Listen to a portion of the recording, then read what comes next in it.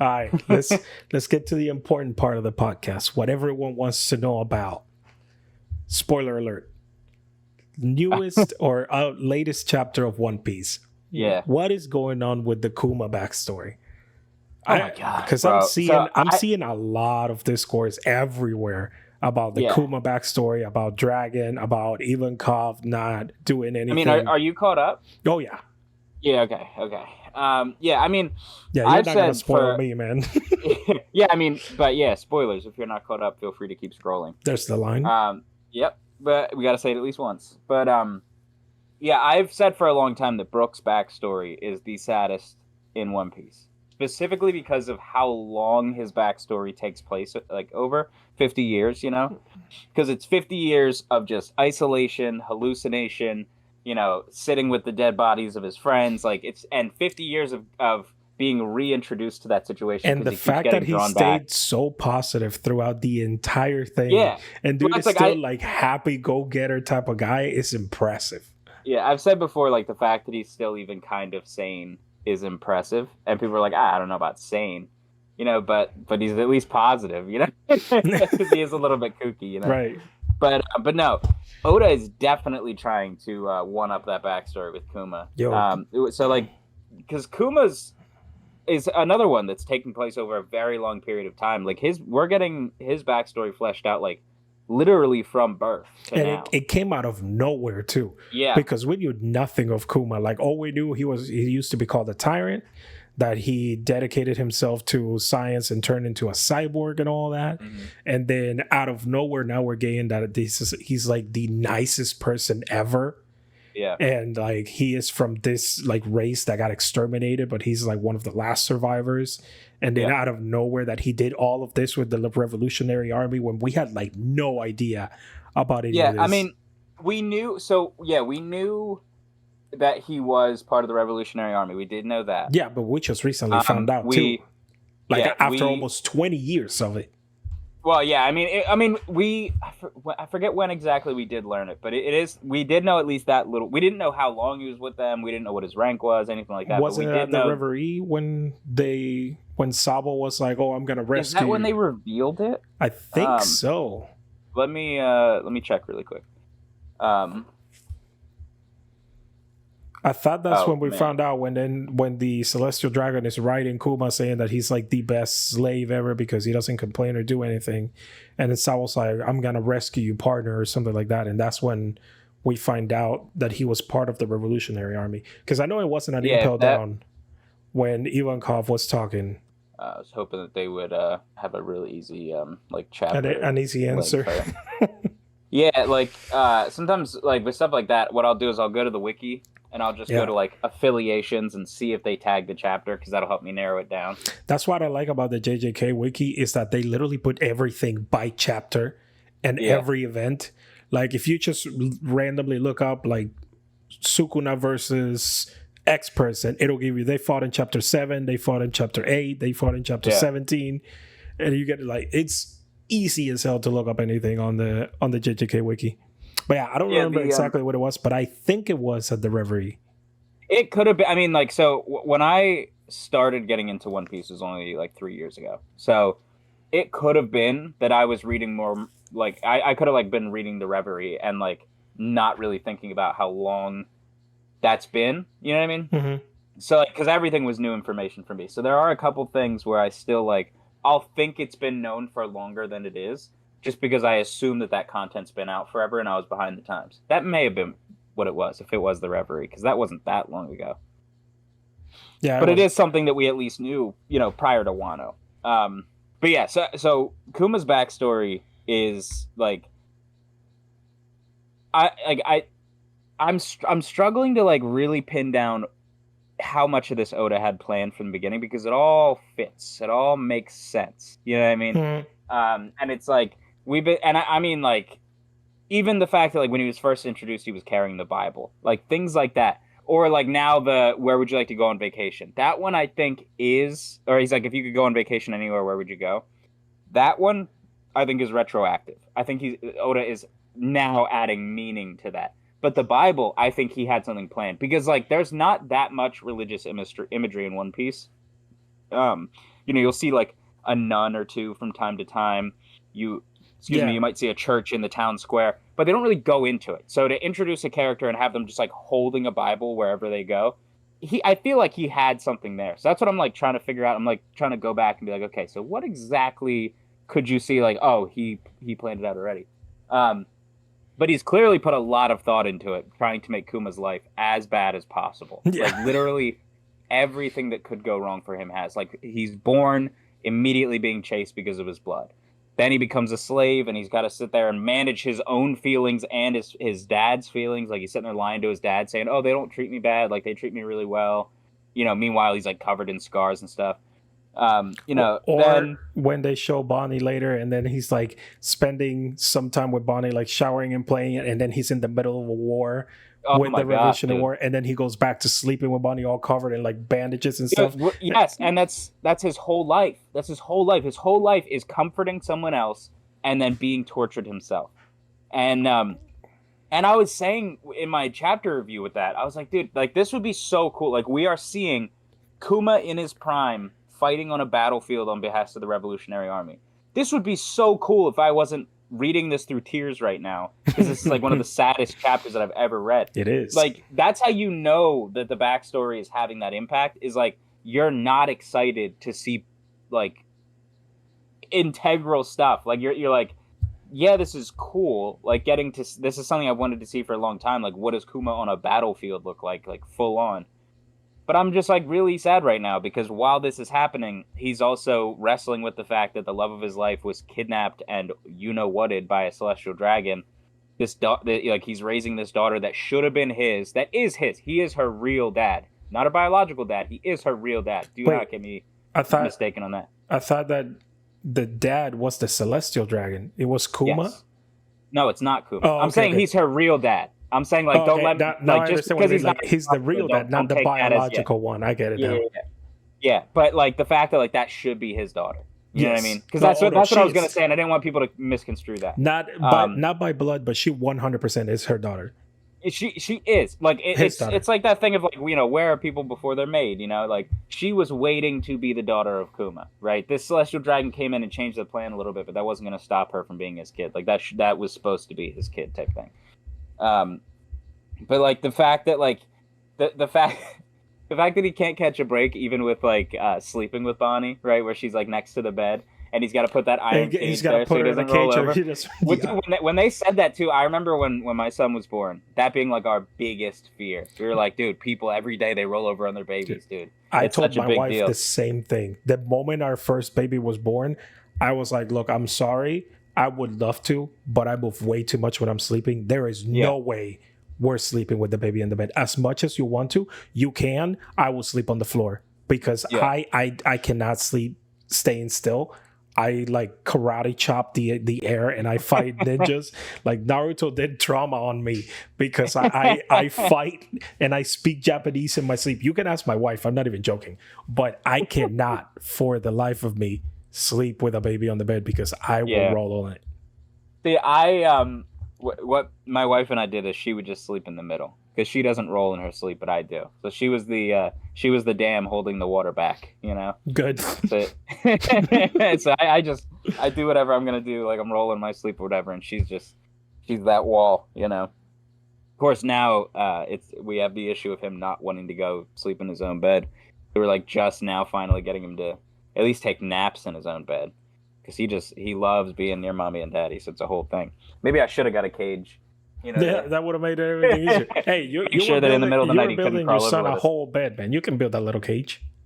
Oh yeah, I could easy, but I don't really want to. Right now, he won't understand why he's being put in a cage. He'd be like, "We've been doing this for 3 years." Like I've always slept with you guys.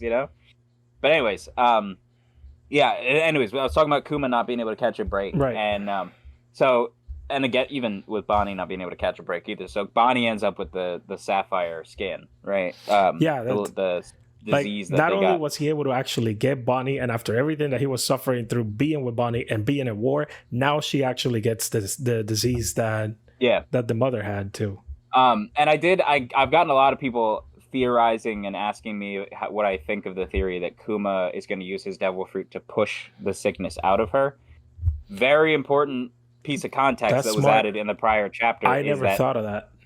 here's the issue with it. It's so, if you, like when you look at when he was every Sunday taking the villagers' pain, there's like the reason that he Right. had to take it into himself is because eventually it will just go back to that person if he doesn't. Right. So in order, if you want to say that he removed the sickness from her, That then means he gave it to someone else. either he gave it to himself or he gave it to someone else, which is not something Kuma's going to do. So, like, and we know that Bonnie made it to Vegapunk's island as a child. So, like, Vegapunk is the one who cures her. Like, we know that. We're just seeing the setup to that. Or how about this? What if he took the sickness out of her, gave it to himself, and then that's when he started with the whole like becoming a Shishibukai and then turning into a cyborg through Vegapunk, and then Vegapunk basically was able to remove the sickness from Kuma by turning him into a cyborg. That's my theory. I mean, anything is possible. Like when At it comes this to like point, how anything Vegapunk is possible, did it. honestly. You know what I mean? I mean, the only thing that I think isn't possible is that he just did that. Like there's because like that he just removed it. You know what I mean? Because it's like he can't do that. But a lot of people like if you want to say like maybe he removed it, then he got turned into a cyborg, then it got added to him or whatever the case is. Maybe they removed his skin that was infected with it and put that fake Terminator skin on him. You know, like whatever it is. Right. You know. But yeah, it's definitely Vegapunk that did it. Which sure. Also, I want to add on to that. Now I understand a lot more the whole nothing happened, because the fact that Kuma himself spent so long taking the pain from everyone and putting it up on himself. And yeah, then, like why Kuma wouldn't go after them after that and situation. then after Zoro was like, I got this, and he did it for Luffy. And then he just basically disappeared. And after that, he never messed with them again until he sent them all to different islands to train and all that. Now I understand a lot more that whole scenery, because everyone was like, this is iconic. But now we know why. Why he left him. Because he's like, oh, you're a good man. You're cool. You know? Yeah. I got you. Yeah. But the fact that, like, dude, the panel that, like, really hit me in that chapter. And, like, so we should mention, too, like, this chapter was unfinished.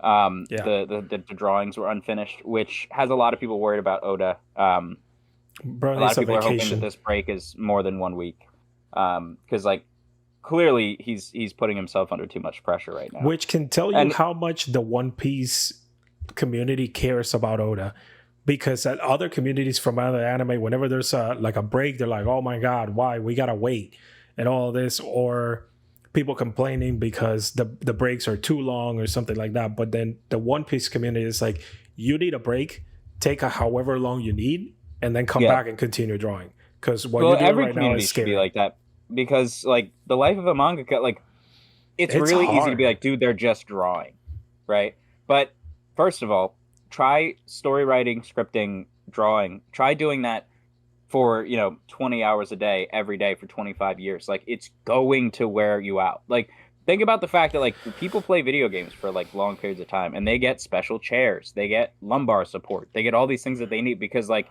when you're sitting in that position, we're not meant to be sitting in that position for that long. Like, it will get to you. Like, there's a reason that people that work like any given career end up having long-lasting effects somewhere in their body, because if you do the same thing over and over, whether it's manual labor or sitting in a chair, eventually it's going to break your body down. If you're doing content creation, your eyes, I mean, there's always something. And it doesn't, exactly. And it doesn't always take a very long time for it to happen either. Like, a lot of mangaka that would, like, that, could have potentially been one of the greats, just can't do it for very long. Like, they realize, like, oh, my body's not cut out for this line of work. Like, my mind is 100% ready to write this story. My body can't handle it.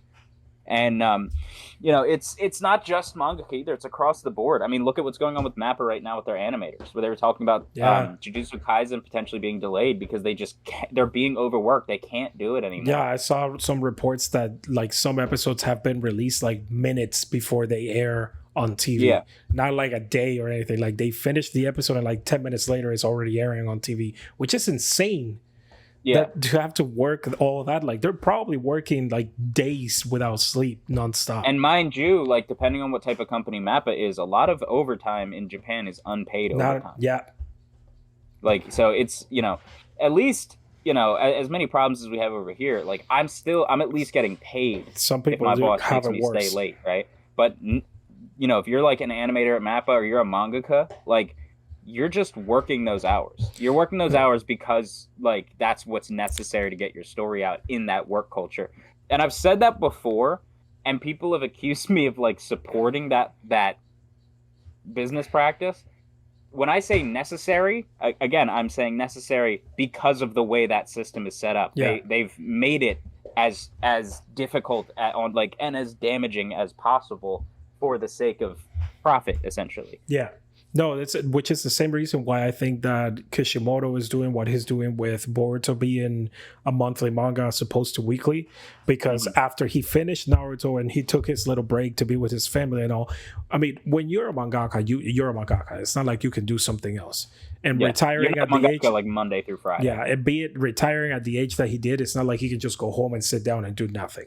So he had to come back to continue writing. But right now, he doesn't put the stress on himself to have to do it weekly. He does it monthly, and he doesn't even draw anymore. He has Ikemoto drawing for him. Yeah. So he just... And to be fair, like even going monthly, you don't get that much more free time than a weekly author. You shouldn't, like, but I think that Kishimoto does just because Boruto his situation is unique. I think that Boruto doesn't have as many pages as monthly mangas should have. Like monthly mangas, I think they're between like 50 and 70, and Kishimoto usually stays around 40 early like low 40 pages.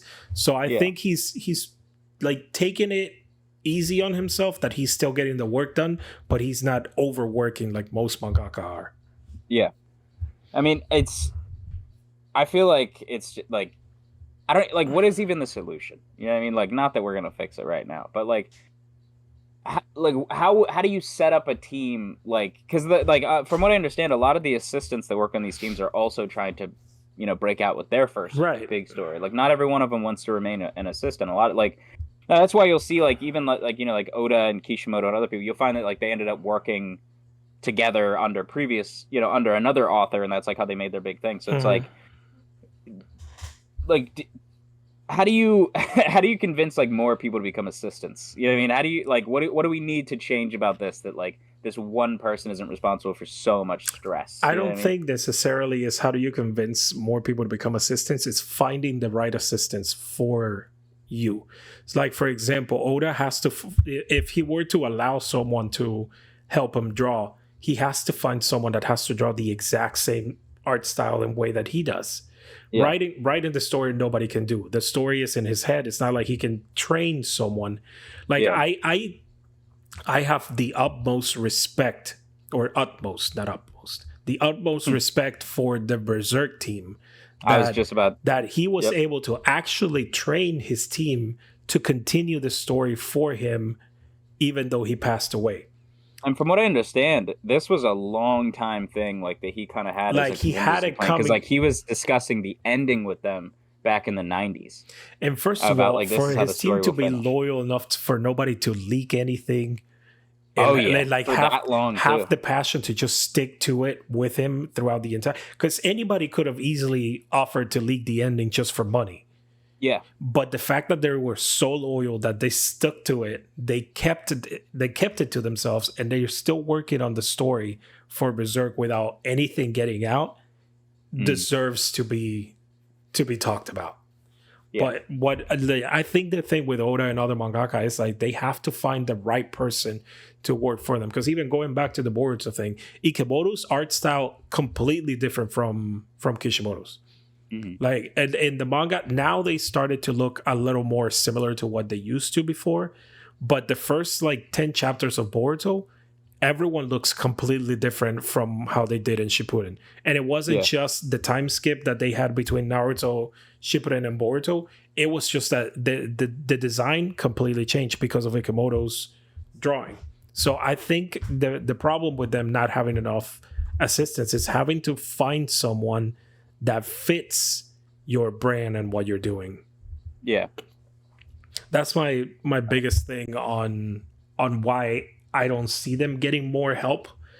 But you're right. It needs to be fixed somehow, because these guys are getting overworked, and then it affects their health.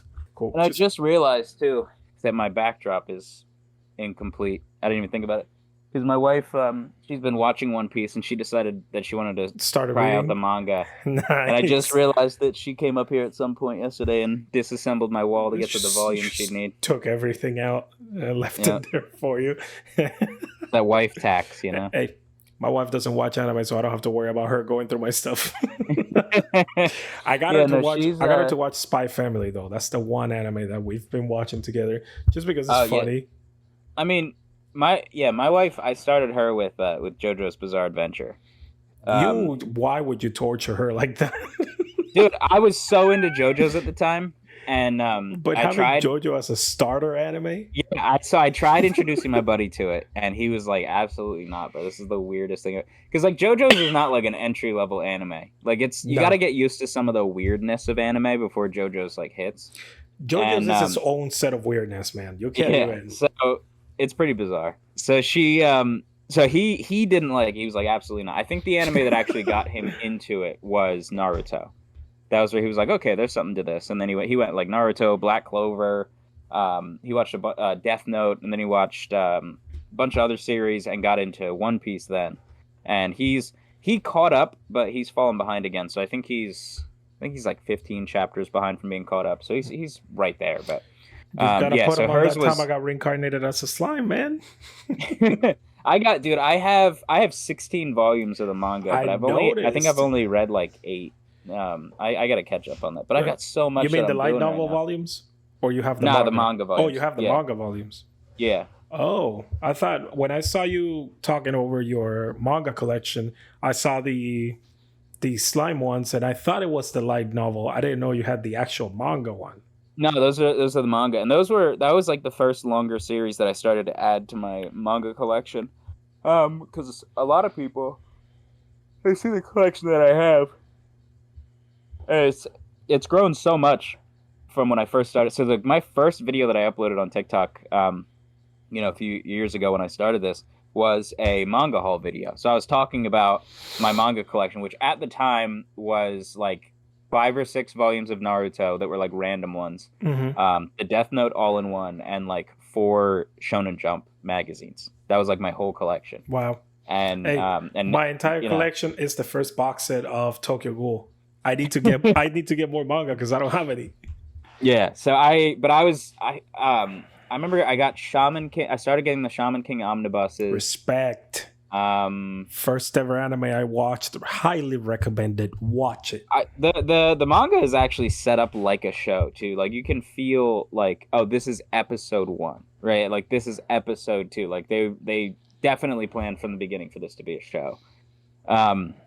But it was that, and there was a bunch of smaller series that I was checking out, some Junji Ito that I picked up, and then I don't remember if there was a sale or what it was, but I bought like 6 or 7 volumes of Slime all at once, and I started reading it, and I was like, oh, it's like an easy read, like big panels, very clear art, it's not too cluttered. So I recommend it to people a lot as a first manga, just because of the ease of reading. Yeah, the Slime manga is so much more condensed than what the light novel is. The light novel is a mess of things. Oh, yeah. They just because they explain so much of everything in detail in the light novel, and there's so much political stuff that gets skipped in the manga. Like you would fall asleep reading the light novel because like any chapters that they're talking about, like the restructuring of the country and how they're creating this like new federation and all that. In the light novel, like they go into political details of everything. That in the manga, they're just like, oh, okay, we're gonna appoint you minister of defense, and then you're good, moving on. Nah, like it's a lot more dense in the light novel. So I'm glad that the manga is out. It's just so slow coming out that people can't read it much. Well, my thing too is like, I'll be like, oh man, I already got 16 volumes of this. I should read this and complete this, and then I'll see that there's like 32 volumes or something out, and I'm like, I don't know, man. That's a lot more 21. manga to buy, and 21. I got other stuff I'm trying to read. There's 21 volumes for the light novel, and there's how many for the manga right now? Let me see, actually. Let me check this. I'll just look up like most recent. The reason that people don't touch the light novel is, and for those of you that don't know the difference between light novel and manga, light novel is literally just a book, like a 500-page book with like 5 or 6 pictures. But the manga, it's basically the book drawn out into the little panels. So it's a lot easier to read a manga because there's so many pictures. But the light novel, there has so much wording wise that people don't want to read it. But I know that the light novel, there's 21 chapters because the 21, not chapters, volume, because volume 21 just came out like 2 weeks ago. I don't know the manga on how many it's at, but I'm pretty sure it's probably more. I'm thinking 23. 23? and the funniest thing is that the manga has only adapted 9.5 volumes of the light novel. So if there's 21, there's still at least another 20 to 30 more manga volumes to come out. Yeah. Which is insane. Man, there's so many like light novels and other things that he wants to show me. Like I'm just looking for the manga. Like Mushoku Tensei. It's just, that time I got reincarnated as a slime. What is this? Wave of Monsters. That time I got reincarnated as a spider. The Ways of Monster Nation or something like that. That time I got reincarnated as a sword. The time I got reincarnated as a vending machine. These are all slime. Like the Trinity and Tempest. Oh, like side stories. The Ways of Monster Nation. The regular manga. Like there's so many different ones. Yeah, I'm thinking it's 23 though. Yeah. Well, yeah, there's still a lot more to come out. Yeah. Hopping back on that one, you had something else to say? No, go ahead. Hopping back on that One Piece trend, we were talking about Kuma and his backstory and all that. I know you already made a video about Dragon not being a fraud because everyone is just on Dragon for some reason. Like he was supposed to drop everything, but yeah, because they expect everybody to act like Luffy. Like Luffy, yeah. Like, oh, Luffy did it, so Dragon should have. Nah, Dragon has a much bigger goal, and he's trying to accomplish much different things than Luffy is. And that's like I've already I've just been like deleting people's comments. I'm like, I'm not even gonna let you like talk in my comment section, like, because people just comment like somebody like I made a whole video explaining like why Dragon is not a fraud, why he made the decision that he did or didn't make the decision that he did, right? Agreed. And why that makes complete sense, and why we should have assumed that he would not do anything, right? And this person goes like, and I like laid out all the evidence. I'm going all the way back to like end of Marineford stuff, like showing on the timeline what the strength of the Revolutionary Army was at the time, and the fact they could not win this fight, and he knew that. And this person goes, "This is such a bad faith argument. Luffy would have done it." I'm like, okay, like Luffy's not trying to liberate the entire argument is. Like, I'm giving you evidence on like I was like, no, dude, because people immediately they like this was an example of somebody that they saw the memes about how Dragon is a fraud now, and they were just like, well, that must be canon. This AI voice was incredibly convincing, so now he must be canon. So now anybody who's trying to say he's not must be just lying, must be speaking in bad faith. Like, that's crazy to me, bro. No. Like maybe we don't actually know anything about the situation except what we've been told, and what we've been told is that he was not able to handle that fight, and he knew that. He tried. Like, he sent every doctor that he had at his disposal to help Kuma. And that's the thing. And then Kuma says, "I owe you, Dragon." Actually, let me check because the official translation's out. Let me check that panel. Oh, he did.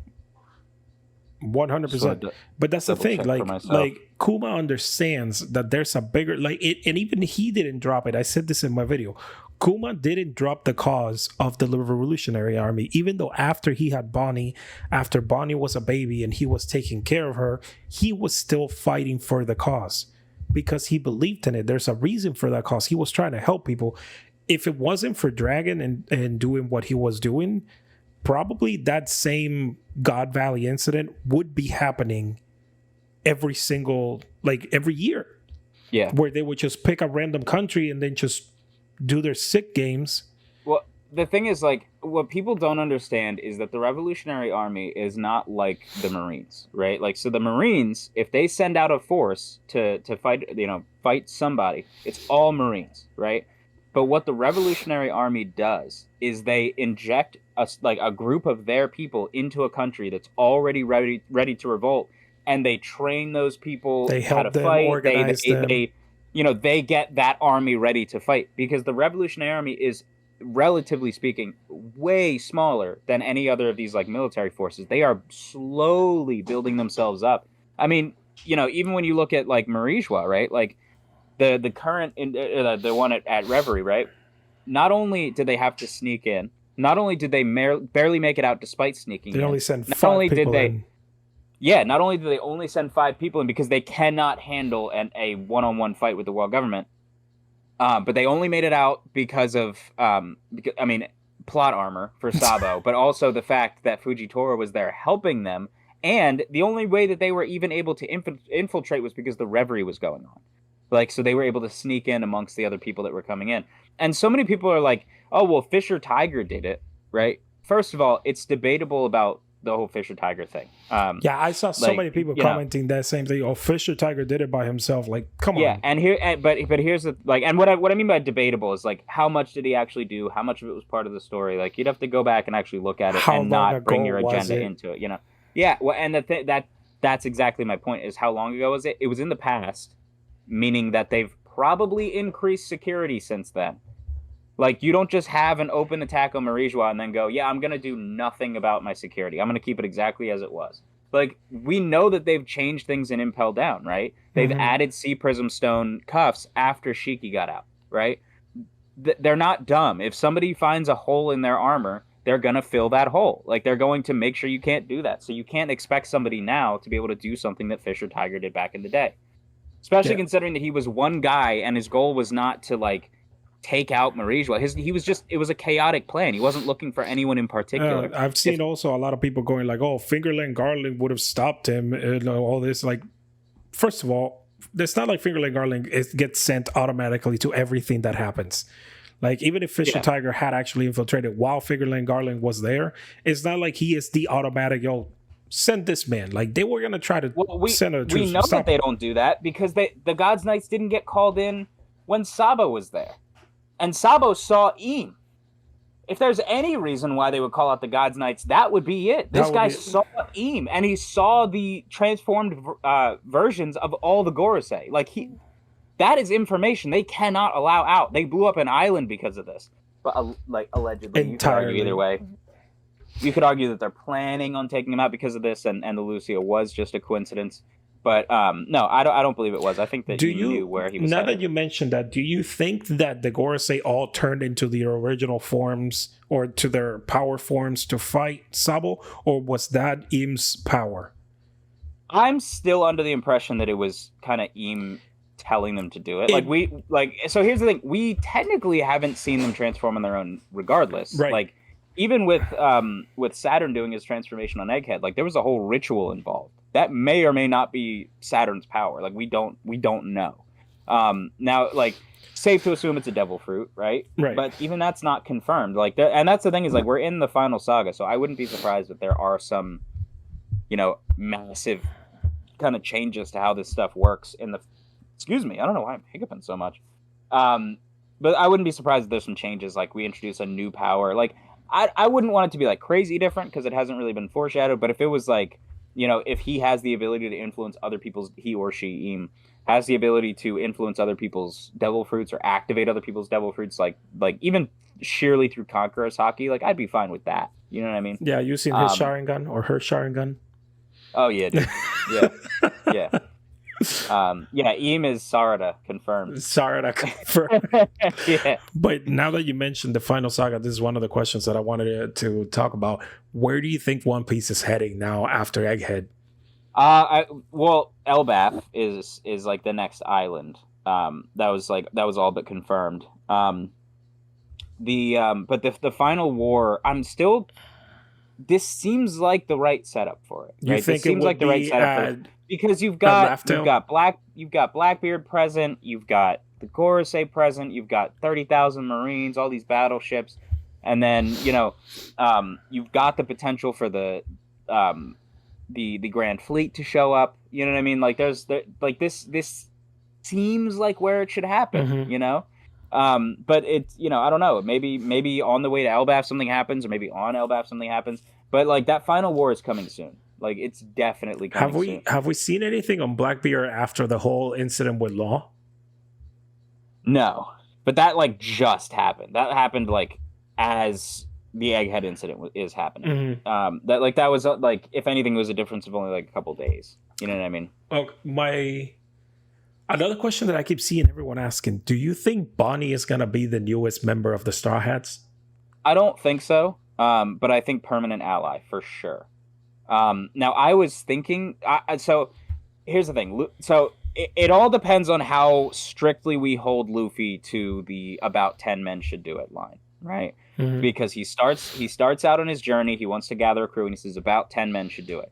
Now, a lot of people will say like, no, there's not going to be any more Straw Hats, which I do think is a strange argument at this point, because they'll say the 10 men included him. So now there are 10 Straw Hats, but like, if I'm gathering a crew, I'm not going to say like I wouldn't say about 10 men should do it. I'd say like, about 9 men should do it. If I was going to recruit 9, you know what I mean? Right. Or I'd say like about 5 of us would be enough. Like something like that. It sounds like he's talking about 10 other people. Mm-hmm. But then there's the fact that you have the Blackbeard crew, right? There's Blackbeard and his 10 Titanic captains, right? Like currently, if you match up the Straw Hats with the Blackbeard pirates, you have the captains, and then you have 9 people working under Luffy, 10 people working under Blackbeard. So if you add, and I did a video recently on what the matchups would be, in my opinion, and I had Yamato joining versus Aokiji, because that would be Ice User versus Ice User, which I think would be really cool. But like, yeah, so like, I mean, we have that, right? And then we have Yamato like just straight up saying like, I'm going to join your crew, and Luffy being well aware of this and on board with it. You know what I mean? So I think it's going to be Yamato. To talk about parallels, it fits everything that Odin did to Whitebeard. That how he was so like resilient on it, like I will join your crew, and it fits now that Yamato, she wants to join the crew too, and she's telling Luffy, but Luffy's like, I don't know so much, and at some point she's gonna end up joining. Oh, of course, yeah. Like, and that's going to be a thing. So that's why I'm saying like it depends on how literally we take that 10 men thing, because right now it seems like we should take it as there are going to be 10 Straw Hats in addition to Luffy, and the last one is Yamato. The only like counter argument that I could see is if you were like, well, maybe Kuzan isn't a permanent member of the Blackbeard Pirates, so maybe it does end up being, like it's actually 9 Titanic captains. He's trying very hard to be after everything he did to Garp, man.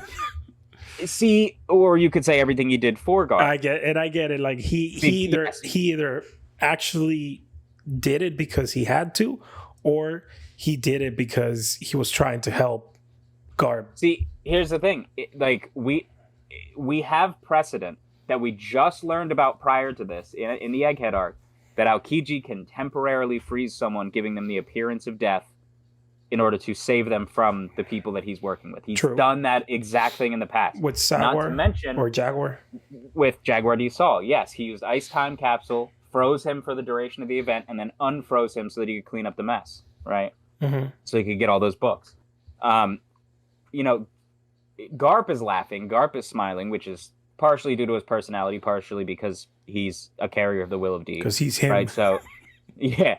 No, let's say, because if you have the Will of D, when you're about to die and you know it, you smile, right? Mm-hmm. Roger did it, Odin did it, which is why I believe that he is ODN. Luffy did it back in Logtown, or Logtown, they all do it. No. You're not... You're not just gonna pass through this like ODN and just pretend like it's a normal thing. No, there's no way. No. No, he's Odin D whatever. ODN. I can't believe I just forgot his last name. That's just funny. Kazuki. But anyways, so Garp is laughing, Garp is smiling, which seems like that's the death of Garp then. Right. But I don't know. Because, it would be perfect, but, I could at least see, it is the appropriate time for Garp to be out of the story. It is. I'm a little bit hesitant to admit it, but it is. So it could be that Aokiji just killed Garp. It could be that he was like, listen, I'll let you achieve your goal of getting Koby out of here, but, you're done, even though I don't want to do it. Maybe even because he has to convince the Blackbeard Pirates that he's on their side, and, Garp is just, kind of doing that thing, where they'll act like enemies, or they'll act like they're talking down to the person, but really, they know what the other person's end goal is, and he's like, I'll let you kill me. It could be like that, Or it could be another Jaguar D Saul situation Now, where Garp is never gonna. Sorry, I just wanted to no, get no, this you're out. good. So like maybe Garp never returns to the fight. Maybe Garp ends up retired after this, but Aokiji couldn't bring himself to like watch his master die. So he uses this thing because if you notice, the ice is right where Garp was stabbed, potentially stopping the bleeding. Right. So it could go either way. It could go either way currently. We can't really say for sure, especially with Kuzan's past. Like, there's no consistency to it, really. True. Now, the final question that I had, and now that we're talking about this whole situation with Garp, where do you see the story for Koby going? Because right now, the way that everything is being set up is it's like this whole Blackbeard crew against the Straw Hats and their entire like allies that formed like 13,000, because we know that Luffy just his fleet is just it's the Straw Hats in their own boat, but then the Straw Hat fleet is like their own thing to the side, and we know that Blackbeard has their own like little like the pointless people that no one knows their name of, and they're just there. So obviously the Straw Hat fleet is gonna go in there. Is strange in that way because the Hachinosu is like, not everybody there necessarily works for Blackbeard. It's just an island where pirates can be pirates openly. But at the same time, don't each one of the captains have like their own ship? Yes, yeah. So they have people manning those ships and all. Yeah, they have the main ship, the Saber of Zebek, and then they have their 10 ships, right? But I was talking more about like the no names that were like, oh, Garp is on the island. Like, not every one of them necessarily even works for Blackbeard. They might just be a citizen of Hachinosu. They may have lived there under Wang Shi when he ran the island, right? But it's just a pirate nation. I'm just wondering where's the story going for Koby, because we need a resolution for Shanks. Something has to happen with Shanks and Luffy. We need a resolution between the battle between the Blackbeard pirates and the Straw Hat pirates. So where does the Marines and Koby stand in all this? Is it going to be like a 3-way battle? I think it's gonna be Koby on the side. I think that Koby, Shanks, and Luffy are a team at the end. Kind of like we saw in Film Red. Yes. Yeah. And like I don't know what foreshadowing. Yeah. Well, that's not even the only thing he foreshadowed in that movie. We got Figurlane Garling out of it. Yeah. But the there are so many people who still deny that, as if they didn't literally show a young Garling and he looks identical to Shanks, just with goofier hair. Yeah. But goofier hair. Dude, it's goofy. It's so goofy. It's just and then a few years later, dude decided to double down and then just added the beard to it. Too. It's like, you gotta commit, bro. Those Celestial Dragon women, they love it, man. Yeah. They're like, dude, you see his beard and his bangs touch? That's so cool. He's so that's trippy for a Celestial Dragon. Yeah. But no, I don't know what Shanks is doing right now, because like randomly declaring that he's going for the One Piece is crazy. Yeah, I mean, especially given his track record of like basically being a peacekeeper in the world. There's also the fact that Buggy's currently doing that. So like, how is that going to play out? Blackbeard is very obviously trying to make a run for the One Piece because of the fact that he kidnapped Pudding. The only reason that he would kidnap Pudding specifically is so that she could read poneglyphs, so he could awaken her third eye, right? And then, of course, the Straw Hats are one poneglyph away. So there's going to be a battle over who's Pirate King. We're going to see that. Which is going to be the Elbaf one. Maybe. I still see Elbaf as a training arc for Usopp. Really? And a big lore dump arc. Yes. Usopp and Elbaf have been a thing since Little Guard. Yeah, I know that has been, but you think it's going to be just a training arc? As far as Usopp is concerned. Isn't the final poneglyph that they're missing Shanks' poneglyph? We don't know.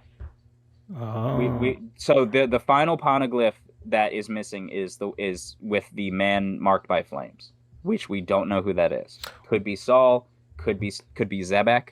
We don't know. Whatever happened with I think there was something mentioned about a ship with someone with a patch eye. So the eye patch thing is different. So and a lot of people are now starting to think that it might be Luffy who ends up with the eye patch. But Oda a long time ago said that if you notice throughout the series, not a single pirate has had an eye patch in the entire series. So Oda made a statement a long time ago saying that when you see someone with an eye patch in One Piece, just know that we're near the end of the story, right? So a lot of people are saying that potentially Blackbeard is going to scar Luffy over the eye that Luffy tried to stab out when he was a kid. Because remember, Luffy was trying to stab his eye, he just missed, right? And we see Blackbeard, who gave a scar to Shanks on that same eye, like he has the potential to harm people even as strong as Shanks, right? Mm-hmm. So the idea is that there will be some sort of interaction between Luffy and Blackbeard. Luffy's going to be entering the final war with this eye patch due to that fight, and that's how we'll know like we're near the end. Gotcha. Right? And Oda has drawn Luffy with an eye patch, and it looks kind of cool. I'll be honest. Luffy can rock an eye patch. Yeah. But yeah, so with with Koby, I think so. Koby, his end goal is to be an admiral. That's what he always wanted, and I think that he will achieve that. But I don't think he's going to achieve that until after the reformation of the world government, after the Revolutionary Army gets their thing done. And I think that's why Koby was kind of moved to the side and put under sword, so that basically he can do the things that he wants to do right now. He's not restricted like a regular Marine would be. Mm-hmm. And maybe he like learns about the evils of the world government. Perhaps he gets to Egghead. He sees the reality of what the Gorosei are. Maybe that awakens something in him. Because like, let's be honest, like the sword members are basically like Marines who realize that the Marines aren't exactly the best. Right. Like they want to do good and they want to be good Marines, but they're realizing like, oh, well, kind of hard to be a good Marine when this is what the Marines are. You know what I mean? So like, just I think like there's going to be, just like Dragon did. Except Dragon just like left the organization Dragon, entirely. as opposed to creating a secret organization within the organization, he just left and did something separately. Yeah, but so I think there's going to be, I think Koby is going to be much more relevant of a character. I think that was the entire point of showing off his strength in this arc. Shinozu is to show that like he can stand, you know, shoulder to shoulder with the people that we're seeing right now. So that like it makes sense then. That was like set up for reintroducing Koby as a powerhouse. I do like the idea that it'll be Blackbeard versus Luffy and Koby. I do like that as a matchup. A three-way bout will be cool. Yeah, between like the three powers, like that, you got the Marines, you got the like bad side of the pirates, which is Blackbeard, and then you got a good pirate, which is Luffy, which also goes back to that whole like the original one-shot manga of the One Piece that Oda had drawn. I made a video about it a few months back, that it was like there were two kinds of pirates. There were good pirates that like go out and pillage, and the peace mains, and then the peace mains were like good pirates. I think it's gonna end up being that way, or at least I hope so, because having a three-way bout would be cool. Yeah, so I want to see Koby doing more stuff away from the Marines, like purely with sword, you know. Mm-hmm. And then I want eventually he's gonna take over the Marines, though. Yes, that's what I'm saying. So after it's reformed, the Marines, like people like Koby, potentially Kuzan, and Smoker would be the ones that Dragon would then hand the keys of the Marines over to and say like, okay, you guys are the future of the Marines. You guys carry the spirit of what the Marines should stand for. So now that we've reformed it, you're in charge. And like just cutting off the head of the snake, there would be no world government at the end of this. It would just be, you would have like the Marines, and perhaps the Marines would even be broken down where the vast, maybe similar to the Revolutionary Army, right? Where it's like, the real strength of the Revolutionary Army are the people that they train. Right. So it could be that like the Marines at the end of the series are like an overarching, think of it as like the difference in the US between like state government and federal government, where like the states can all do their own thing, and then the federal government has like their overarching things when the states interact, right? So you'd have like each individual island would have its own military, and you would have like recruitment stations for the Marines, but they would all be local cops, right? They would all defend the island they came from. They would all, and then like the people that are at the top responsible for training, maybe coming up with new training techniques and things like that, would be Koby, Kuzan, Smoker, and any other like good Marines that are left in there at the end. Like it could be something like that, right? Because that would be a way in which Koby and Luffy could peacefully coexist. Koby would achieve his goal of being, you know, an admiral. All these things could work, and it wouldn't require the government to remain as it is. So I like that as a trajectory for Koby. Like he, leaves the Marines, does the right thing, and then comes back to a Marines that are reformed, or even helps reform the Marines, and then so now he's the leader of the Marines that he dreamed of joining, not the Marines that he realized he joined, because he joined up in the Marines and immediately realized how corrupt they are. So now this is him actually achieving that dream, bam. I also really want a spin-off series of One Piece where Koby is the MC. I just want that so bad. Yeah, that would be cool. And people ask me all the time, like, what do I think Oda should do after he finishes Luffy's story? And my answer is always the same: retire, spend the rest of your life spoiling your family, and yourself.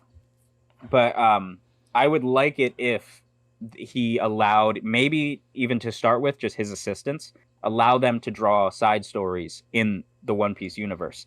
Not like a sequels movies Star Wars situation where like they add on new stuff. Like I do think that once One Piece is done, it'll be good, complete, like that will be the story. Right. But fill in what was the Revolutionary Army doing, write stories like that, or like write all the, like, what was going on this island while the Straw Hats were on another island.